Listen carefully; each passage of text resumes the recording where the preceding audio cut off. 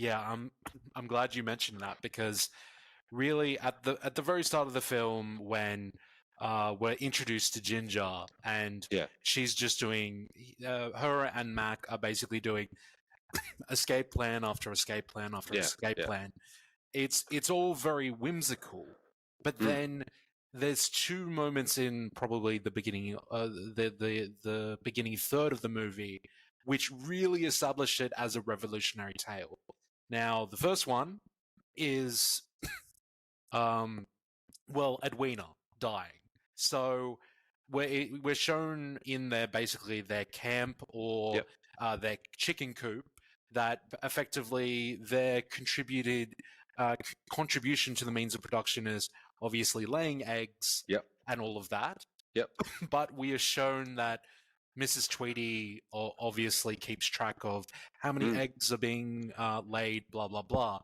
Yeah. And then we're shown that they have to line up and that Edwina had not laid eggs for an entire week. Yes. And we're led to believe that she's barren. And literally, Mrs. Tweedy grabs her, takes her out back of the shed, and chops her head off. Yeah, it's quite a confronting scene as well for a children's movie, I must say. Yeah, very in your face. Yeah, and like it's a very revolutionary point of you're basically a cog in the machine, and as soon as you're of no use anymore to the farmer in this case, or to the machine, if you will, of capitalism, you are just spat out, and you're of no use anymore. Yeah. And so, like, unproductive members of society, people that, like, you know, maybe they're in the workforce, but, like, they don't serve a purpose, are basically taken out of the system and left to die, or they're, like, literally killed, like in this movie. It's suggesting they're food for someone else. Like, I think she ends up on the dinner table, like you see later, like her carcass and all that sort of stuff, because she's been literally consumed by her capitalist overlords and stuff like that.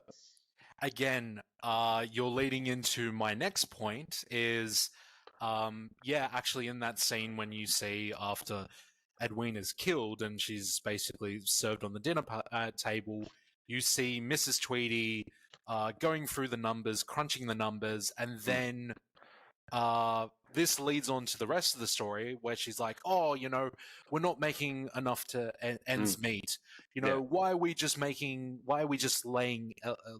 laying eggs? Like, why are we making these minuscule profits?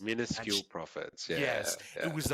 It's a very specific phrase that is like way too specific for a great escape story. Yeah. And she looks on the table, and we're shown a much more efficient means of creating the means of production, which was to create chicken pies. Yeah. So from them laying eggs, we've now been forced into a story which the chickens go from, I guess, creating food to being the food, which was it's not subtle at all.